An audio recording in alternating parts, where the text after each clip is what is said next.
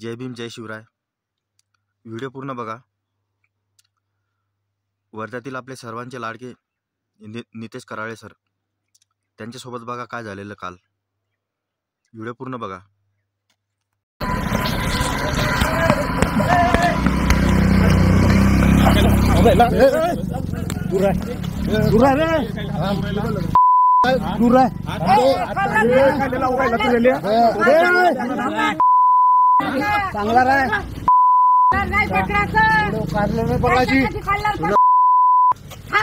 तुम्हाला मारायचा अधिकार नाही आहे.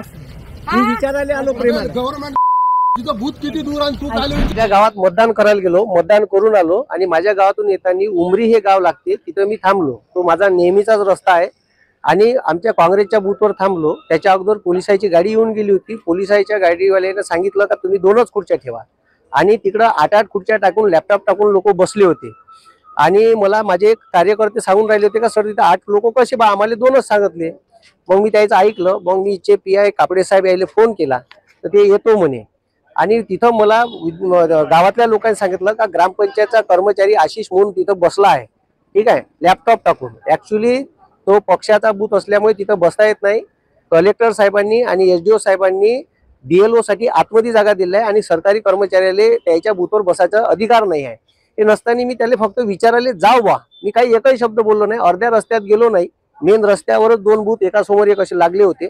तर सरळ तो गुंडा प्रवृत्तीचा आणि आमदार पंकज भोयरचा पिलांटू सचिन खोशे यानं सरळ, आणि त्याच्यावर क्रिमिनलचे बरेचसे आरोप आहे, त्याच्यावर गुन्हे दाखल आहे आणि तो डायरेक्ट माझ्या अंगावर येऊन मला मारहाण करून राहिला. ठीक आहे, मी एकही शब्द बोललोच नाही. म्हणजे मी रस्त्यानं चाललो तर डायरेक्ट माझ्या अंगावर आला. माय बहिणीच्या शिवा दिल्या, ठीक आहे, घाणेरड्या शिवा दिल्या, माझी गच्ची पकडली आणि मला डायरेक्ट मारायला बिल्ला. म्हणजे मी गप्पल तिथंच होतो. ठीक आहे, मला माहीतच नाही का हे आपल्यावर हमला करणार आहे का करणार.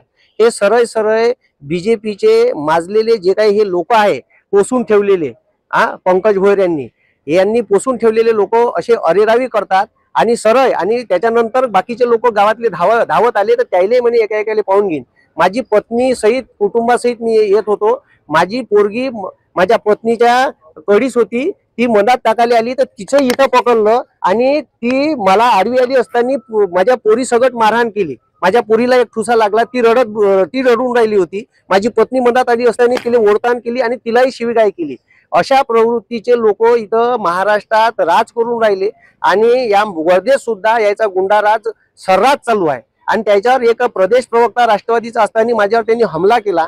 म्हणजे तुम्ही विचार करा, मी एकही शब्द बोललोच नाही. म्हणजे मी डायरेक्ट रस्त्यानं मधातून चाललोच होतो तर डायरेक्ट माझ्यावर हमला केला. आणि हे योग्य आहे का, हे मतदारांनीच लक्षात घ्यावं. याची गुंडा प्रवृत्ती, भ्रष्टाचार प्रचंड माजलेला आहे आणि हे सरळ अरेरावी करत आहे. मी काही एकही शब्द बोललो नसताना ही मारझोड केलेली आहे. ठीक आहे, आणि सरळ त्याच्यानंतर पुन्हा एक ठाकूर म्हणून तिथं माणूस आहे, एक जवादी म्हणून स्त्री आहे, ती सरळ माझ्या अंगावर आली, मला शिवीगाळ करू लागली, आई बहिणीच्या शिवा दिल्या, घाणेरड्या. मी ऐकूनच राहिलो. माझं काही त्याच्यात स्टेटमेंट नव्हतं. तरी त्यांनी अशा पद्धतीचं माझ्यावर डायरेक्ट हल्ला करणं हा योग्य आहे का, हे लोकांनी समजून घ्यावं. आणि आता याच्यावर मी रिपोर्ट द्यासाठी पोलीस स्टेशनला आलो आहे. ठीक आहे, म्हणजे अक्षरशः हे प्रशासनाला ऐकत नाही. आणि प्रशासन झोपीत होतं का तिथं ग्रामपंचायतचा कर्मचारी लॅपटॉप घेऊन पंकज भोयरच्या बूथ मध्ये बसून आहे आणि तिथून पावत्या वाटून राहिला. हे लक्षात घेणं गरजेचं आहे. म्हणून मी आता पोलीस स्टेशनला तक्रार दाखल करायसाठी आलेलो आहे. तर व्हिडिओ तुम्ही पूर्ण बघितला असेल. नितेश कराळे सर जे एवढे पॉप्युलर आहेत त्यांच्या कार्यानं, त्यांच्या कामानं आणि त्यांच्या अभ्यासानं, त्यांच्या हातनं असे कितीकच सरकारी नोकरीदार झालेत, मोठे अधिकारी झालेत आणि आज त्यांच्यासोबत हे घडतंय. हे अतिशय निंदनीय आहे. याला माझा बिलकुल सपोर्ट राहणार नाही. परंतु ही जी घटना घडली, सरांची एवढी ताकद असून, एवढे ते स्ट्रॉंग असून त्यांच्यासोबत असं होतंय तर तुम्ही विचार करा तुमच्या आमच्या सारख्यांचं काय. व्हिडिओमधून मला जास्त काय नाही सांगायचं. हा महाराष्ट्र काय कोणाच्या बापाचा आहे का? अशी दादागिरी चालते काय महाराष्ट्रामध्ये? हा महाराष्ट्र फुले शाहू आंबेडकरांचा शांतीचा महाराष्ट्र आहे. अशा महाराष्ट्रामध्ये अशी दादागिरी चालणार नाही. हे जे केलंय, ज्यांनी कोणी केलंय, यांचं तर सरकार आणि कायदा बघून घेईल. खरं काय खोटं काय, कायद्याच्या पुढं काहीच चालत नाही. तर कायदा याला आणि सरकार याला जरूर उत्तर देईल. आणि खरं काय खोटं काय आणि न्याय 100% सरांना मिळणार.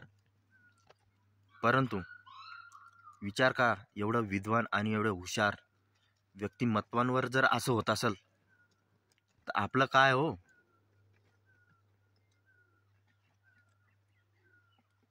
व्हिडिओतून मला काय सांगायचं हे तुम्ही सर्वांनी समजून घ्या. निवडून कोण येईल कोण जाईल त्याच्याशी काही मतलब नाही आहे. मी सरांचा एवढा मोठा फॅन आहे. फॅन यासाठी आहे की त्यांचं काम जे आहे ते योग्य आहे, खरं आहे. खूप मनामध्ये त्रास आणि दुःख होत आहे की सरांवर असं झालं आहे. जास्त बोलणार नाही, पण यदा कदाचित माझ्यावर जर तो प्रसंग आला असता सरांची सेवा करण्यासाठी तर मी नक्की सरांच्या केसाला सुद्धा धक्का लागू दिला नसता. सरकारला एवढीच विनंती आहे, कायद्याला एवढीच विनंती आहे, सरांना न्याय भेटला पाहिजे. आणि सरांवर ज्यांनी हात उचललाय त्यांच्यावर कठोर आणि कठोर कारवाई झाली पाहिजे. जय हिंद, जय महाराष्ट्र, जय भीम.